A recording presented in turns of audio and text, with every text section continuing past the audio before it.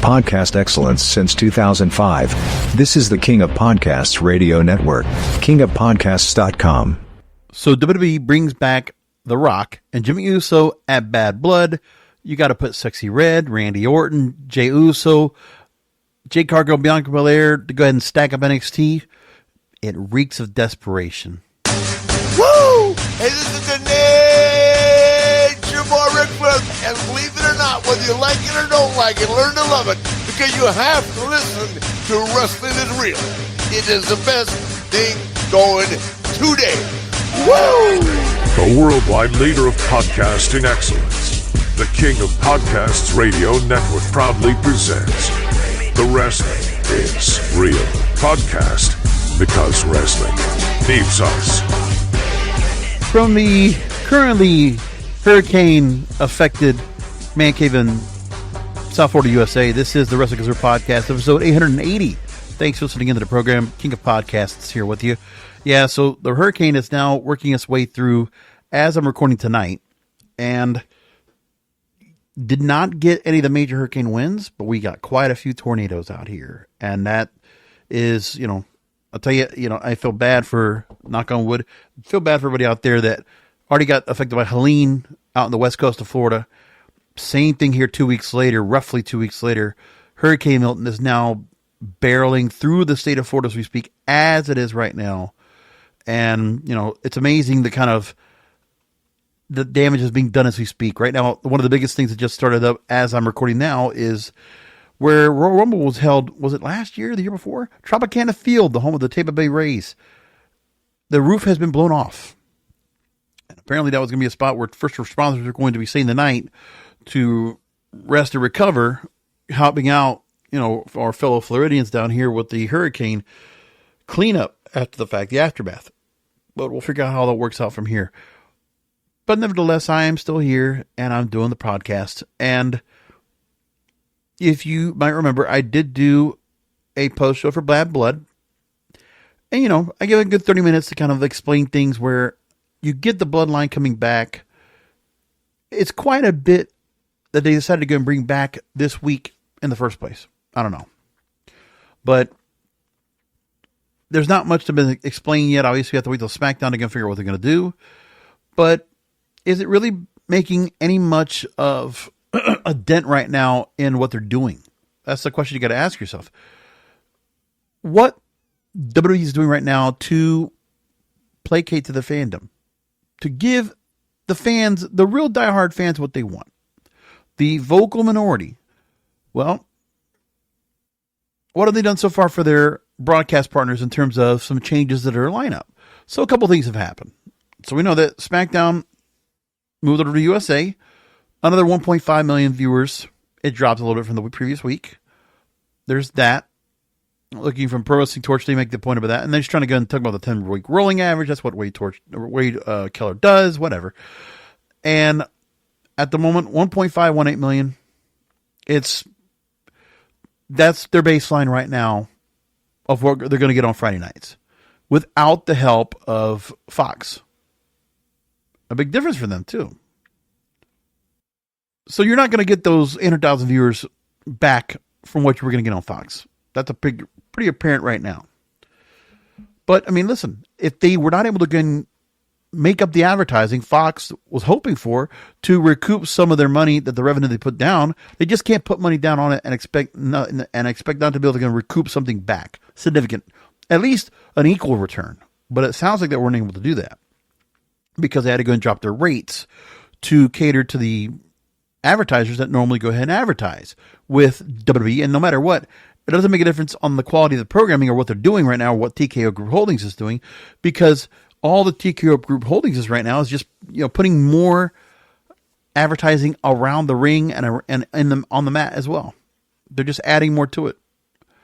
And they're also adding more seats because of how they have changed the production setup, where it's a much smaller production entrance than you had before, to get more people in the seats and to charge more as well.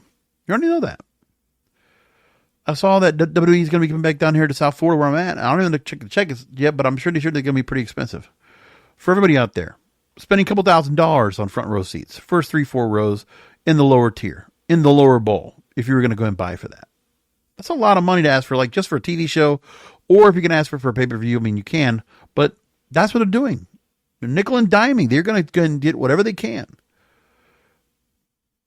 The fact that the WWE shop is no longer their thing, it's they're running it right through Fanatics, which obviously Fanatics will get a commission off of that, and they'll charge your own rates. They don't offer free shipping or anything like that too much. They really are, shipping and handling are pretty expensive as a matter of fact, but they do good products. Like they do have good merch, no doubt about that. But back to Bad Blood. Okay, so we're going to have to wait until SmackDown to find out what they're going to do to build up on what the Bloodline is going to be. Because there's a whole lot of pieces that are jumbled around we have to go and figure out. Number one, Cody Rhodes, he's in a hell of a mess because Kevin Owens has screwed him over. They made mention of a video that was circulated that they've learned about, and they're going to obviously address that on Friday night. Then you have Roman Reigns tagging with Cody Rhodes and Jey Uso coming out for the save to help out against the Bloodline. But then there's Cody getting beaten down by the Bloodline. Roman Reigns not necessarily trusting, but for whatever reason, Jey Uso decided to make a choice to go and help out. Like, there's a lot to be explained. I mean, it still comes down to the fact that there is a lot of broken storyline here that needs to be mended in order to make sense. Yes, Jay was basically the one that was like pushed out. Jimmy was still part of the group, as the Bloodline was with Solo when Jimmy left. So there's that to bring those guys back together. And Jimmy wants to go and avenge the Bloodline as well. With Roman Reigns, he gets beat down over week and week and week. And it's like, what are we doing that for? And now you bring back Jimmy at Bad Blood. So the Bloodline is still not together. You're not going to get Jay a part of this yet, because he's an IC champion. He's got other things going on. And then what are we going to do now? Like, okay, we still need to kind of get this put together. Are you going to still expect Cody and Roman to kind of like still deal with each other? And by the way, now that we have the Bloodline storyline back up and this whole mutiny kind of going on, you have to like see where there's going to be some communication between Roman, the original only tribal chief, and then Solo Sikoa and the Tongans and Jacob Fatu. Whatever they're going to do with this, I don't know. Not much of made sense. Now, what I would like to see in the storyline, if they're going to do something about it, is I want to see Roman Reigns manipulate to get Jacob Fatu to come over to their side. Because that's probably the one guy that, you know, Jacob Fatu is being controlled and managed by Solo Sikoa. So imagine if Roman Reigns is able to go and get his hands on Jacob Fatu to come over to the original Bloodline, the newest member. That sounds like a good idea. And I actually would like that. Now, I don't know if you're going to keep Jimmy out of your Jey Uso out of the mix altogether because he's a main event star and they don't want to put him back into the team. Okay, so then find a way to get Jacob Fatu over. And then if Hikulea's coming in, then bring him in with Solo Sikoa and make him the fourth member, if that's what they're going to do. I mean, whatever works right. I mean, there's other Fatus you can also bring on board if you want to do that as well. So the thing is, you could bring other Bloodline members of the Mutiny Bloodline, the B-level Bloodline, and create the 4-on-4. I would prefer it to be family members. I don't want anything with Cody or Kevin or Randy or any of the others involved in this. I would rather keep it as family business. Because that's what made it good. At least that would make more sense to me. And you have a lot of young stars. Out of that mix, you can go and do something. I'm not saying, Guerrillas of Destiny. No. Not Tamatanga Tangaloa. No, forget about that. Jacob Fatu, Solo Sikoa.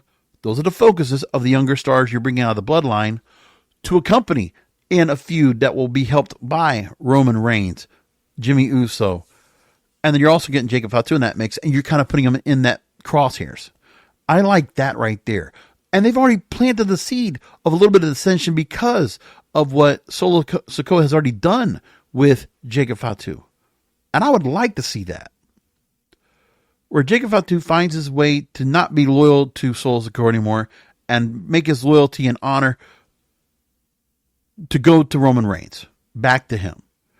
And I think if Jacob Fatu defects to the original bloodline, that neutralizes the old bloodline, and now they become inferior. And, many ways you get to a match where if you want to do Survivor Series, you want to have the bloodline together in that, then what happens is the winner of the Survivor Series match between Bloodline versus Bloodline is that the chain and the assumption of authority, right? And the island of relevancy, Roman Reigns or Solo Sikoa become the tribal chief at the end of it. So it's a sibling rivalry. Survivor Series, you put it as a main event, you put those two groups together, and the winner gets back the tribal, the beads, and becomes crowned and becomes recognized as the tribal chief, and that tribal chief must be acknowledged by the losing team. I do like that. I don't know. There's something about it. I think, and it would also kind of like quash everything. And maybe the bloodline becomes a stable that, they have their other stars, and you keep them around and you just do something else with them. I mean, you're a part of it. Because, you could do the bloodline where it's like you still got the major members, but then these other guys are in here. And you know what? Honestly, make the bloodline a storyline across the board. The thing is, it doesn't need to be NWO or DX or Evolution or anything like that. The difference is we're not trying to piecemeal people together, the bloodline. The bloodline should be Samoans or Tongans. It should be actual bloodline. And make it there. And make it those stars that come into play. I like it. And you know what? Maybe if you want to have Solo be kind of like the lead of the other group of like the militia, basically. That's like the army almost for them. But like the bloodline is still Roman Reigns up front. And then Jacob Fatu becomes the new enforcer.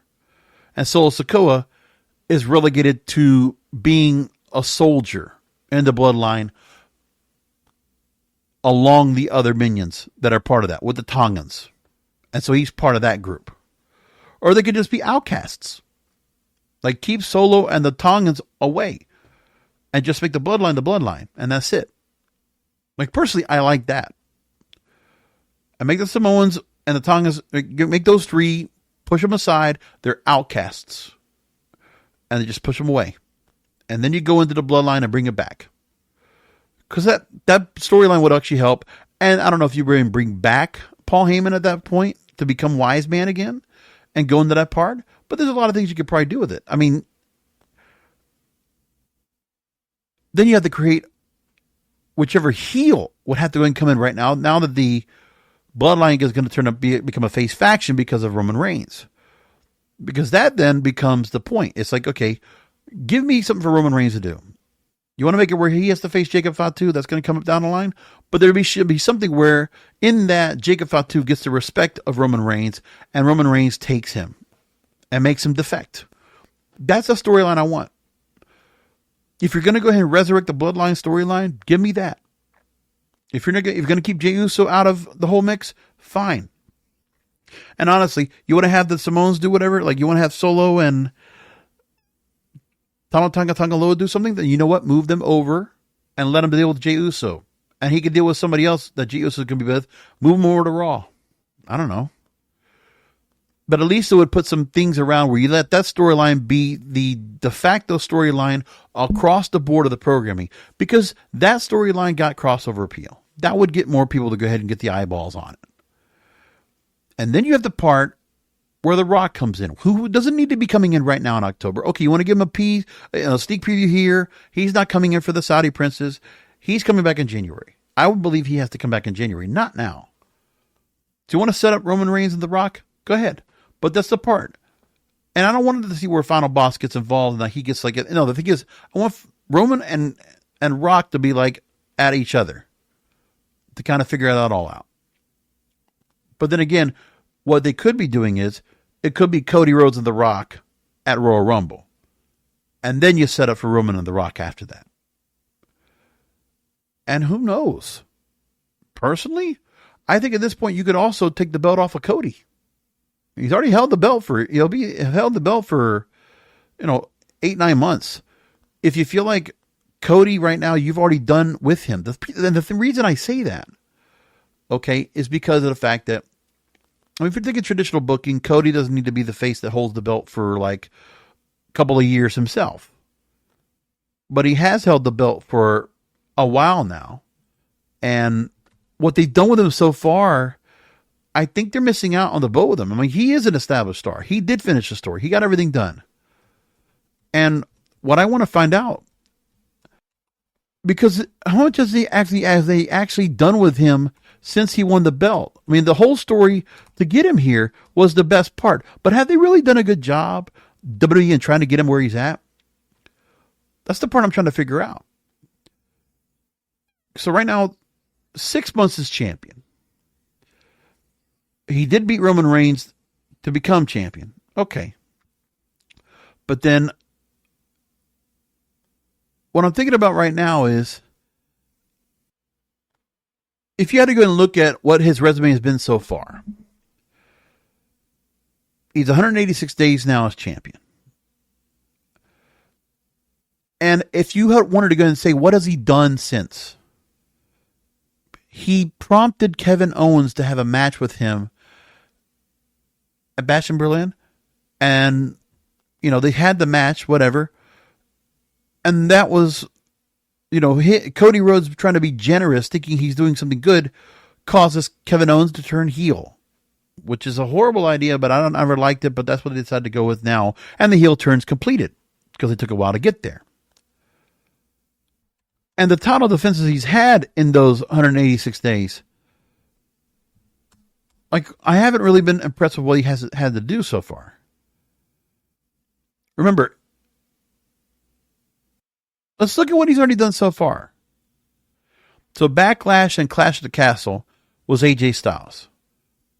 And that was just kind of a quick setup to get in the first place, where they rather than rehash the Mark Henry John Cena storyline with the salmon jacket. Logan Paul at King and Queen of the Ring. Like, so far, this is not really much of anything they've done. And right now, that's the last time he actually defended that belt.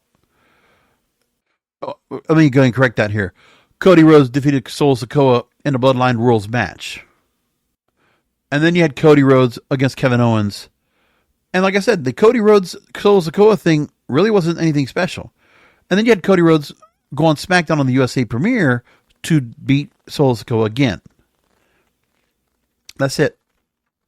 I mean, for the most part, I'm not impressed by who he's had to go ahead and face so far, which is why we're now at the point where Roman Reigns has come back. So I guess you can have them back at each other in a program. I don't know if that's going to be something necessary, but like, you have nobody else ready for Cody Rhodes to take on. And the one thing is, you could have had Jacob Fatu be an opponent for Cody Rhodes down the line, but we haven't gotten that either. And it may be a little bit too soon for him to have that too. I get it. But the thing is that Cody Rhodes, what they've done with him has not been very good. It's obvious that if they want to have Roman Reigns back in there, you know, they can go and do that and then have it continue an issue where you have other members coming in. But I mean, the problem is that the creative right now they have for the Universal Championship, for the WWE Championship, is nothing. It's just kind of stuck here. It's limbo. And I'm like, we don't have opponents or contenders built up for this. And part of it is that Roman Reigns did run through the gamut, but then also Cody has nobody else to work with on that SmackDown roster, or even if you're going to have him on Netflix for Raw. Like, there's not a lot of those upper tier level stars you can put in, unless you're going to do somebody like once a month or whatever and bring them in. I don't know, but they don't have really much of an answer here. And to make up for a month while they're going to have Crown Jewel, it's Cody and Gunther, champion versus champion. And by the way, getting back to that, so we're going to have that pay-per-view coming up, and to appease the crown princes of Saudi Arabia, we're giving them crown jewel belts, which still, it's incredible. And the fact that you have the champions as they are, I mean, the crown jewel championship for Cody Rhodes and Gunther, it's, whatever. I don't know if that's a match I'm necessarily looking forward to. And then Nia Jax and Liv Morgan on the women's side. And they're going for the Crown Jewel Championship on each side. So they're not calling it champion versus champion. It's for the Crown Jewel Championship. And it just means nothing. It's just a prop. It's like King and Queen of the Ring. So we're going to give them a belt to hold on. Or like is it even like up to the level of the Andre the Giant Memorial Trophy back in the day for the Battle Royal? Is it even that? I don't know. But we know that no matter what, that Saudi Arabian crowd is just going to clap along with whatever they're going to be doing, whatever they decide to do. So they're all set for that. Good on them. But The Rock coming in, are we even going to have him come back to even like do any promos to like kind of explain himself? He really didn't say anything. And I can very well see them not bringing him back because for what? You just can't use The Rock and just bring him in on a random October, Friday night to try to like boost up USA. No, you hold on to him for Netflix. You don't bring The Rock back that's why you bring The Rock back, sure, for a pay-per-view, but you're not going to bring him back now for television, not this time of year. Oh, no. I'm honestly surprised that Roman Reigns has come back as early as he has. But desperation is also the problem. The Bloodline having to rush that storyline back and bring back Roman Reigns and The Rock into the ether, that's a mistake. And it's rushed. So Triple H and the team they're no better than Vince McMahon at rushing things back when things are going bad. Because the ratings are not good. So we get 2 hours on Raw on Monday night. And as I said, 1.5 million viewers. Yeah, that's what they got. Wasn't much of a significant difference anyway. And, nobody cares about the ratings on that because, number one, NXT got 870,000 viewers. Oh, wow. And they beat Dynamite. The fandom is going frenzy right now. They can say, oh, look, we doubled the ratings of Dynamite. They're not going to care about the fact that, okay, AEW had to move from their time slot because of the National League Division Series, baseball, move it to Tuesday night, and also not go up head-to-head on them directly. 9 o'clock on Tuesday night. So, they're in a tough field for themselves anyway.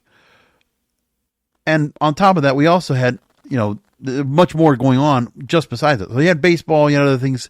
So those are the programming live sports that was going to take up on it. And as for Monday Night Football, again, that continues to roll over. And all you are left with is the base audience. And the reason there are 800,000 viewers for NXT, I still don't think it's going to have anything to do yet with the CW crowd. I think it's because they are stacking up the card. You bring in Sexyy Red. I don't know if that really moves the needle at all for her and coming on here. She's popular. I don't really understand like the appeal of having her out there unless she's just, I don't know. They didn't even have her perform because she didn't even get the start to perform because she got interrupted by All Ego Ethan Page. But NXT has Randy Orton in the feature match. By the way, yes, everybody's going to remember the botch that Javon Evans had by missing on the movie he tried to make, coordinating with Randy Orton to get an RKO. We are going to remember that. And of course, obviously seeing Javon Evans clearly saying, I'm sorry, and Randy Orton had to go ahead and keep him at bay because a young kid trying to get himself over. And obviously they put a lot of push on Javon Evans, right alongside Trick Williams, and they did that. And then Bianca Belair and Jade Cargill and Jey Uso also involved. They're brought in to go and help with the ratings. So why WWE needs to go ahead and go all hands on deck to get NXT off the ground. Look, you do a second week of NXT in an arena, and then eventually you're going to have to go ahead and relegate where all that main roster talent's not going to be crossing over on a regular basis on CW. And then you're going to have to go back to Performance Center. And no matter how you dress it, 500 people are going to be all at it. It's going to look no different than a NWA power taping, okay? It's still 500 people, the TV setup, and how it is. I don't know what CW is expecting from this, but, either which way, NXT could keep doing all this right here, and they're trying to go and get a good momentum start off, but still those younger stars, they're going to have to hope that they're going to get something out of that to try to make that work. But I mean, this is the business part. I mean, the fandom doesn't care about this. The loyal fandom, in their echo chamber, they don't give a shit about any of this. I mean, who is performing well in terms of ratings across the board? Like, I know that Dynamite's been struggling right now, roughly hitting a sub 600 to 700,000 viewers right now on a regular basis for them. They've been hurting a lot. Like, the numbers have been rough all year for them. And it all goes back to the fact that somewhere after WrestleMania weekend, for them, they started struggling and have stayed around the 600, 700,000 viewership mark ever since. And it's just stuck there. And I think part of it is once they had to make change where, MJF wasn't there for a while and you had all these new stars being brought into the mix that, again, the fandom's only going to go for. I mean, they have to just figure out what they're going to do in terms of building some of the storylines that are going to help out of that. Now, I don't know. Eventually, we're going to see something with the mutiny of Jon Moxley's team. They're working on that. And if Shane McMahon is going to eventually be a part of this somewhere, then obviously that will get some of the other crowd to peak on over on Wednesday nights. That's pretty much what they'll probably do. But we can also look at the fact that it's been rough across the board all the way when it comes to AEW and what they have. It's amazing on what they've been able to do in terms of trying to keep the audience for Collision on a regular basis. While they can go ahead and pull somewhere between 400 and 600,000 viewers for Collision, then they go across and it's like football season gets here. Well, no, even during, in the summer, ratings got lower, and then they started hitting some hits when it came to football season coming in, and then they've also just trying to be keeping themselves around. Like the numbers across for them have been very struggling for all of the different reasons. I mean, 157,000, their lowest ratings for Collision about a month ago, then went up to 268, then to 347, up to 435.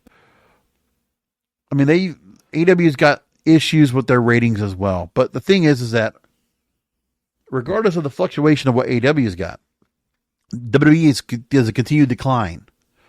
And the broadcast changes, there's a bit of desperation right now to try to keep things up and together. Because right now, for NXT, are they going to be able to keep doing things to continue to sustain the 800,000 viewership right now? I mean, obviously, CW wants that, but CW should also know they're going to be expecting a couple of things that are going to happen.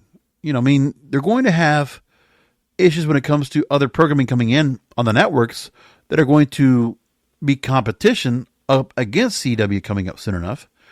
And then on top of that, live sports will still be an issue because you'll have the NBA coming back and NHL and, still other things that are going to be going into the mix that are also going to just take up time for NXT to continue to kind of thrive on Tuesday nights.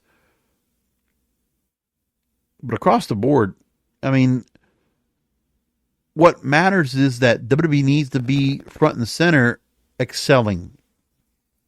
When you have that much money and that much effort going in, my problem is okay, you're going to cash grab all you want.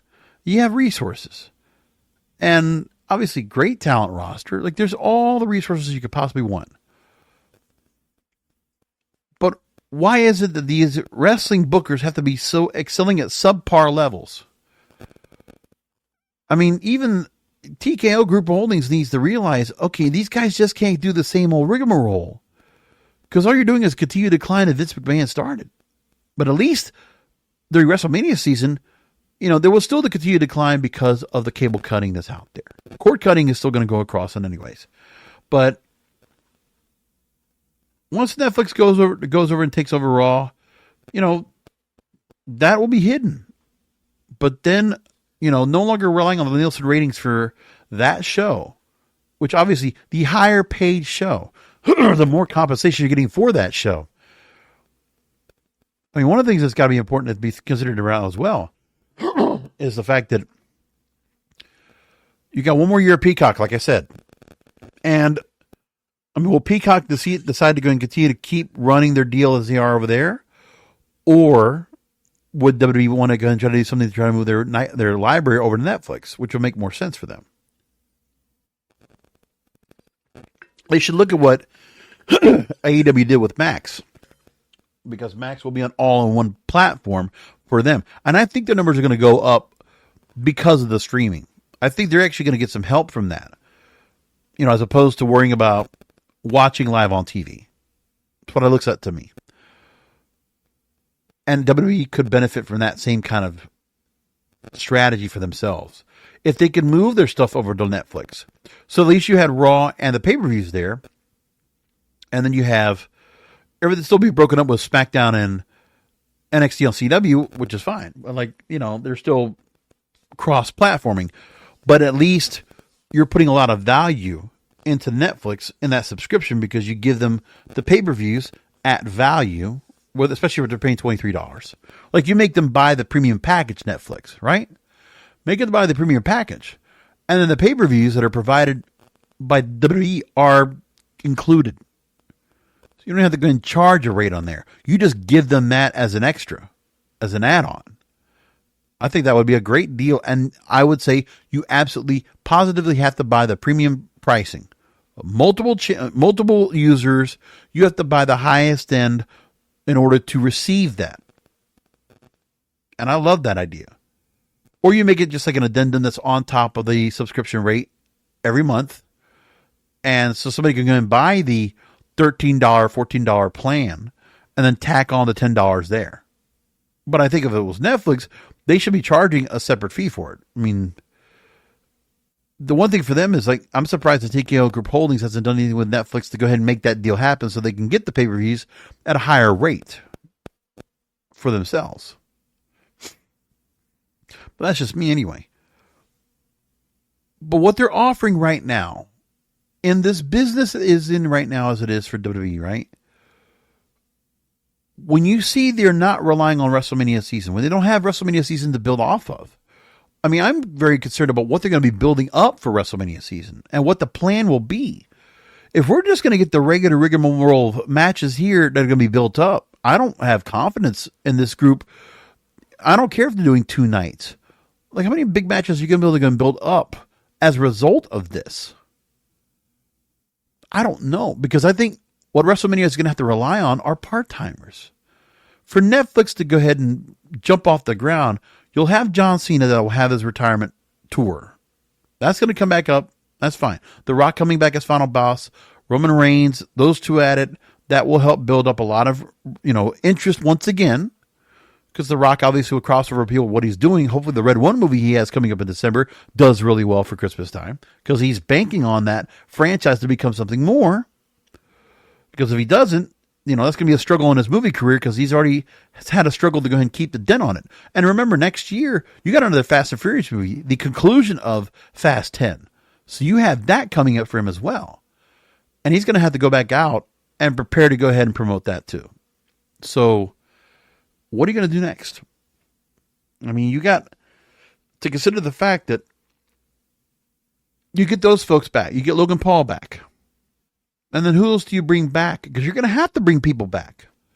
This current roster is not going to be able to sustain a WrestleMania level that you're going to go to Vegas. Listen, sure, you can go ahead and sell out Vegas over 2 nights. That's pretty simple, because you're going to have gamblers that will be able to get comp tickets for WrestleMania if that was the case. But there's a lot of entertainment to go after that weekend of WrestleMania. So if you're going to do that, you just can't say it's a given. Oh, Allegiant Stadium, we're going to sell it out both nights. That's not a guarantee.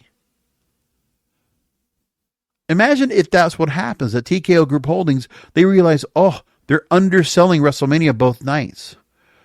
And then they're going to have to comp the seats. They'll be able to fill the whole stadium, but it'll be comps. It won't be paid tickets. They can't have that either. So Netflix has to go and jump off the ground. They're going to have to bring all hands on deck. So part-time players are coming back. So Triple H, in that respect, has not surpassed or shown that he can go ahead and succeed above and beyond what Vince McMahon ever did. Because he has to do that in order for this deal to work out. In order for all these broadcasters, unless they don't care, and they just made the deal, the contract signed, the ink's wet, it doesn't matter anymore. I don't want to believe that what Vince Russo says regularly on, regularly in videos and all, that, the money's already paid off. Like, it doesn't really matter what they give their broadcast partners. They can give them whatever they want. And they can go ahead and just give to the wonderfully loyal, happy to be gouged and priced over and pillaged fandom. I mean, you want to have that. You want to see ladder matches with a Bloodline going up against DIY and Street Profits. Yeah, that sounds like fun. Sounds like a lot of teams that are not really doing much of anything. You're just kind of there. But people are like, oh, that's so wonderful. We're all having a great time at it.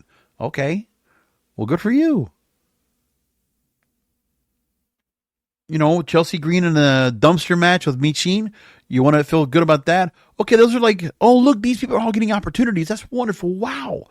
But that doesn't make a difference. Your booking is just to satisfy and satiate the fandom, when WWE is more than capable of drawing more viewers to their product. Like, who is there? I mean, besides the established stars like The Rock and Roman Reigns and Cody Rhodes or Randy Orton, like, really, who is there now they are building that's going to become that next Hollywood star? Like, who do they got? Tiffany Stratton, probably. Because of Bianca Belair. I mean, but these are like, they're going to have the pedigree. Braun Breaker, maybe down the line. But some stars have the pedigree. I'm sorry. Sheamus and Pete Dunne in a, fighting over whiskey barrels in another Donnybrook match. Do we really care about that again? I mean, there's a lot of gimmick matches going on right now. Have you noticed that quite a bit too? Because I have.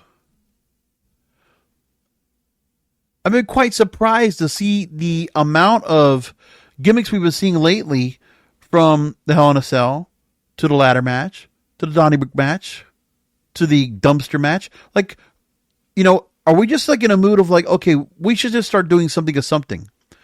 It's it's just lazy booking. It's okay, there's a star we have that's just going to start injuring people. And we're just going to do that across the board and everybody gets injured. Or everybody gets knocked out, squashed, or whatever. It's what are we doing here? So another thing that we're getting that's regularly put in, I'm I don't care about that either. And there's nothing on the NXT lineup that tells me they're going to get something off of there, okay? When you're talking about NXT tag team titles, you had Fraxium and A-Town Down Under. A-Town Down Under, bringing that back down to NXT again to work on things, right? Bringing Jade Cargill and Bianca Belair down to help Kelani Jordan in a match with Fatal Influence. Tell me something. If when you look at Obafemi and Tony D'Angelo for the North American title, you think Tony D'Angelo is going to be doing some kind of mobster movie going down the line? Do you think that character is going to get over on the main roster? He's been doing the Goomba thing for a while now. Sopranos is 25 years ago. What are we doing here? Do you expect for that character to get over and the whole mob family is going to come on over? You think that's going to make a difference? You think, you want to change the makeup of Fatal Attraction. Let's just make Fatal Influence. So it's without, Mandy Rose and Gigi Dolan. And you think that's going to work? You just put, 3 stars together. There's nothing behind that. At least you almost have a Charlie's Angels kind of feel, where Mandy Rose was, originally was went to the dark hair, and then you had Gigi Dolan with the orange hair, and then JCJ with the darker brunette. It was almost like a Charlie's Angels kind of feel to it, which was kind of like the idea they had in the first place. But you're just putting people just to put people together.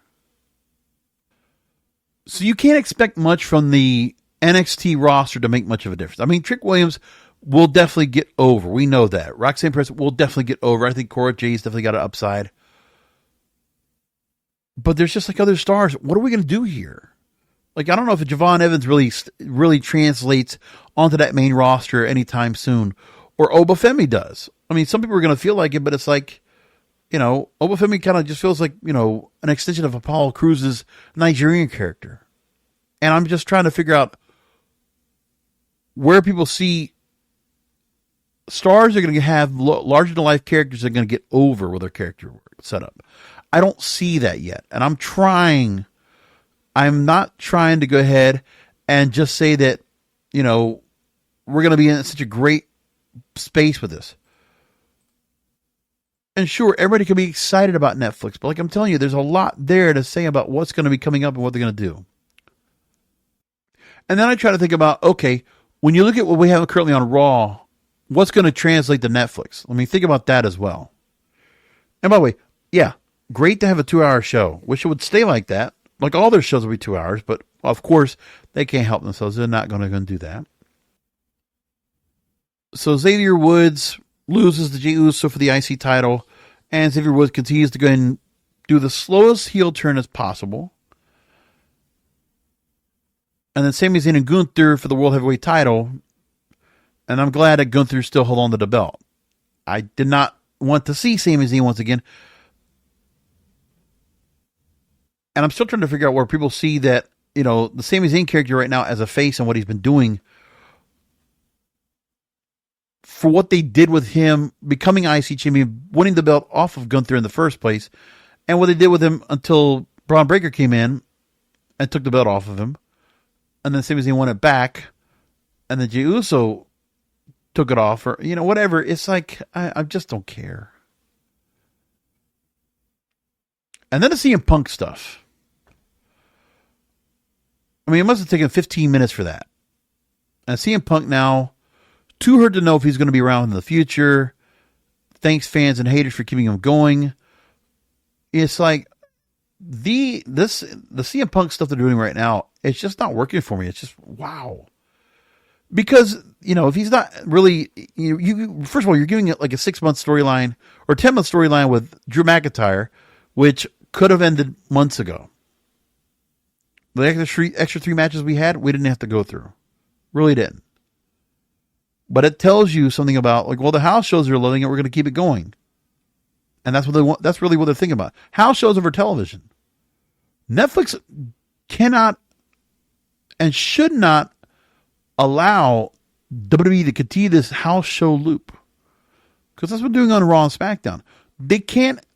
They have to say, listen, we want you programming for television.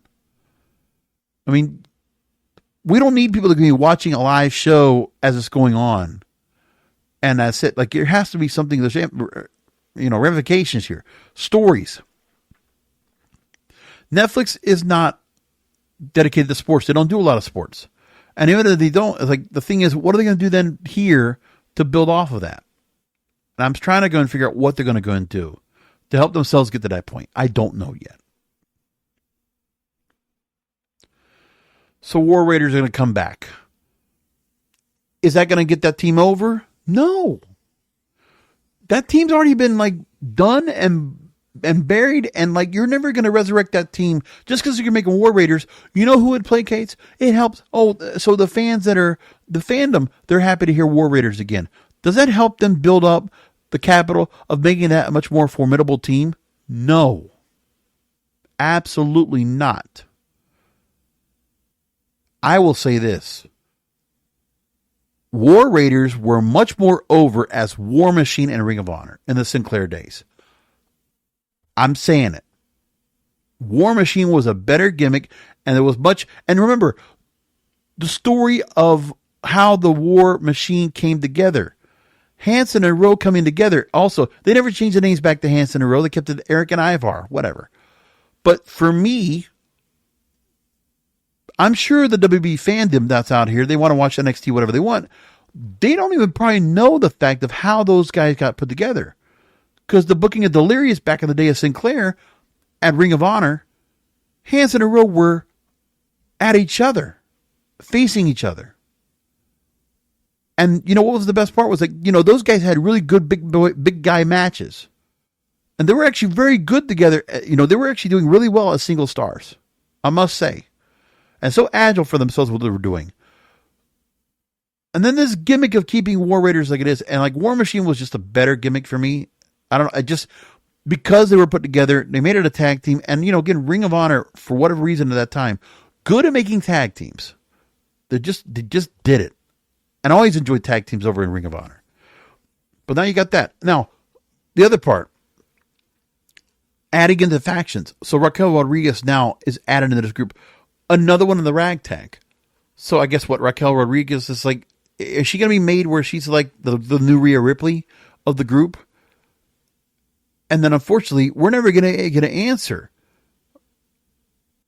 That the Raquel Rodriguez thing that's going on here and her coming back, you know, Rhea Ripley says that, you know, Raquel Rodriguez delayed the inevitable future beating for Liv Morgan.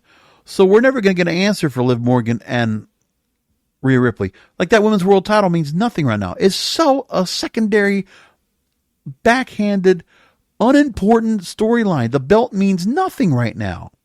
Because this is all about Dirty Dominic Mysterio. That's it.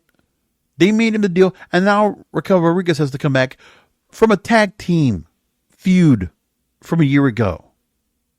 And I wonder if they're actually going to bring that back up to explain that. And then again, with Netflix, you saw a 5-on-5 women's match, which I guarantee you, I'll put money on it. That's not going to happen on Netflix. Lyra Valkyria, Natalya, Zelina Vega, Kaden Carter, Katana Chance. And Pure Fusion Collective and Unholy Union, the 5-on-5. Let me tell you, I mean, the fandom is never going to understand it. You just can't have good matches. AEW needs to understand that's well. You just can't have good matches. But all these storylines, they're all suffering. They're all suffering from no real storylines, no real character development, no real emotional investment.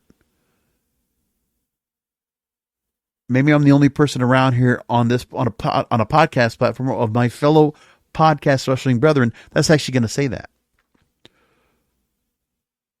I'm okay with good matches. I'm okay with great matches. I'm okay with wrestling matches that are long and like whatever. Again, I like the matches I see over in AEW when they have, you know, draws.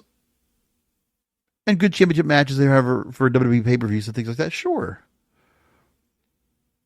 I mean, I can see good matches in a lot of places, okay? I was just watching some of the NWA 76 stuff, right? I'm seeing Kenzie Page retain over Max the Impaler. Tom Latimer now is the new World Heavyweight Champion over EC3. That was a good match. You know, I love that. By the way, Billy Corgan, thank you for putting NWA on X. I know there's a thing about the CW deal. I don't know how that's going to stay around, but you know what? I was really struggling to go and watch the show on CW.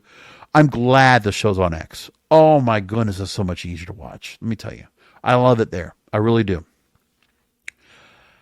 And then MLW gives me great pay-per-views every month, basically like pay-per-view quality, but it's on YouTube. I'm loving all that. That's great.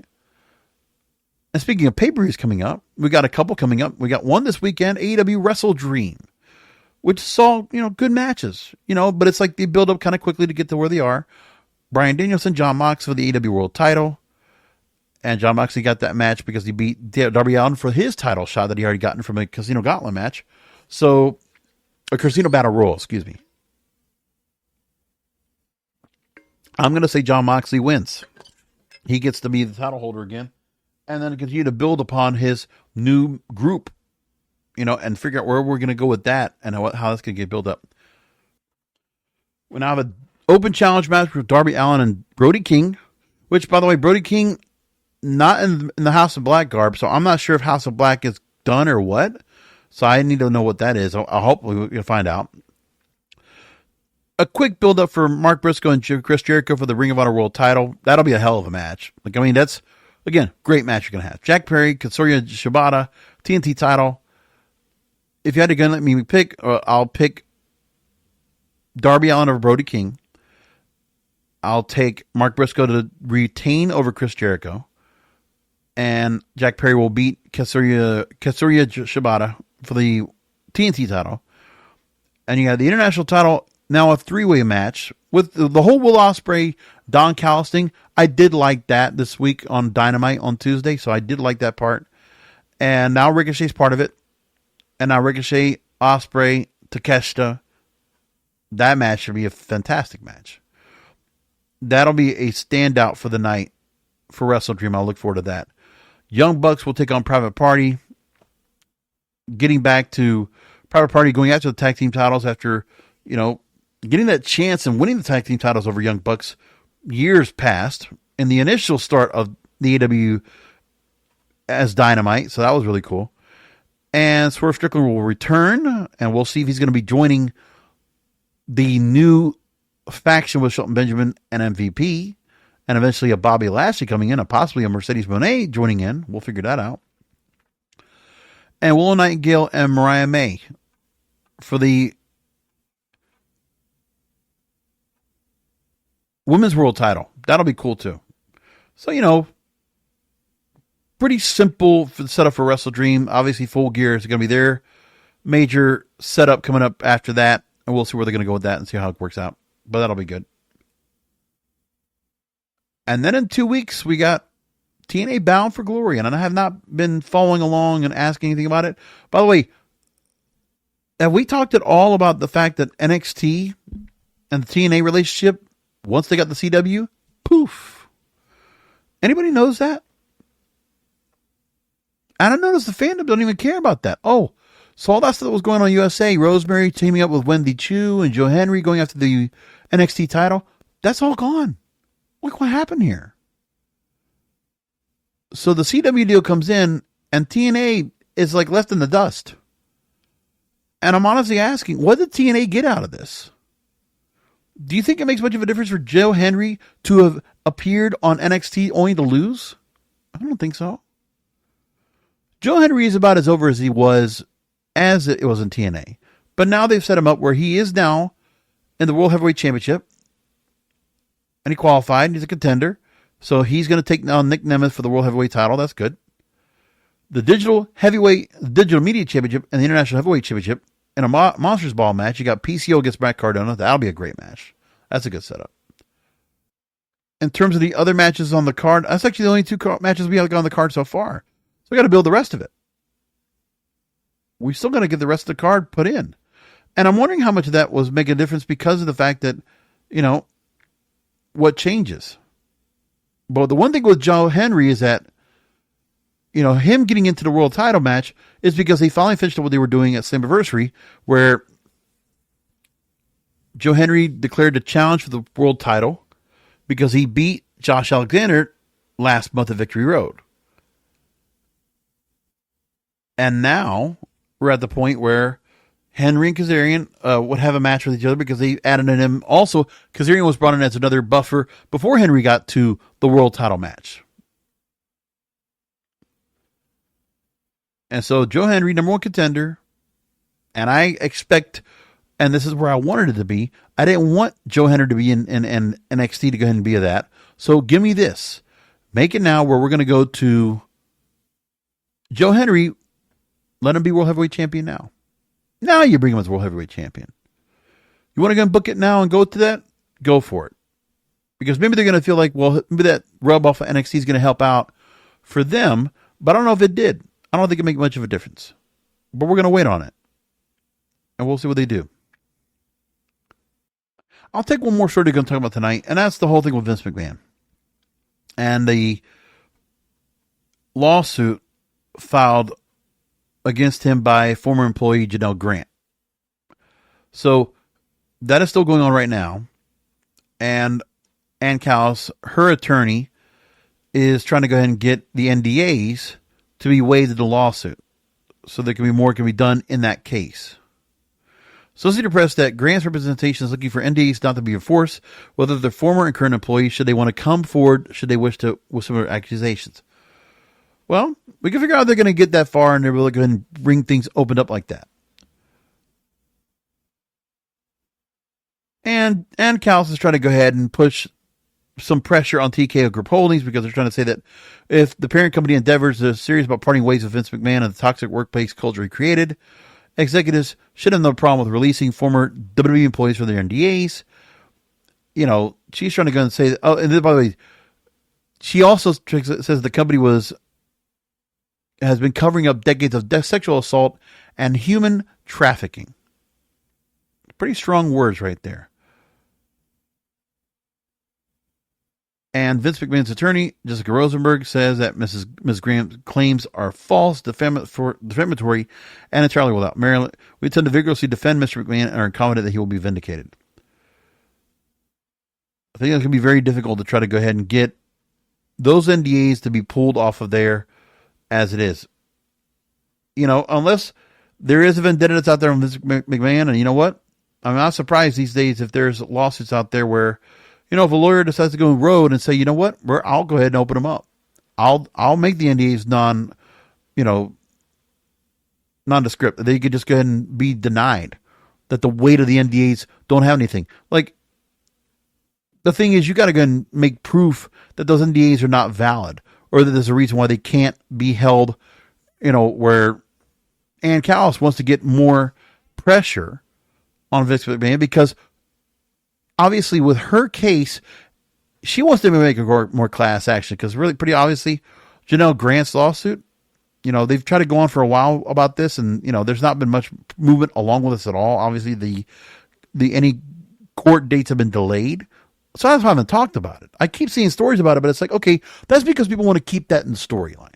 They want to keep the thing about, oh, for the fandom out there, oh, Vince McMahon's still in trouble. He's still got the lawsuit. He's going to get caught. He's going to go to jail. Well, he hasn't been yet. And this is a pretty desperate move by Ann Callis to try to go ahead and get where her client and what she has supposedly against Vince McMahon has not been able to get anything in court. So now she's trying to go ahead and get the NDAs of other stars to come in. Obviously, they'll be more than happy to go into class action with Ann Callis to get something done. Like he's going to be the next Diddy or something like that. Come on. Anyways, they can go figure out what they want. In the meantime, I hope all of you get to go enjoy AEW Wrestle Dream coming up this weekend. Bound for Glory next week after that. And I will be doing a post show for Wrestle Dream right here on the Wrestling Podcast because wrestling needs us.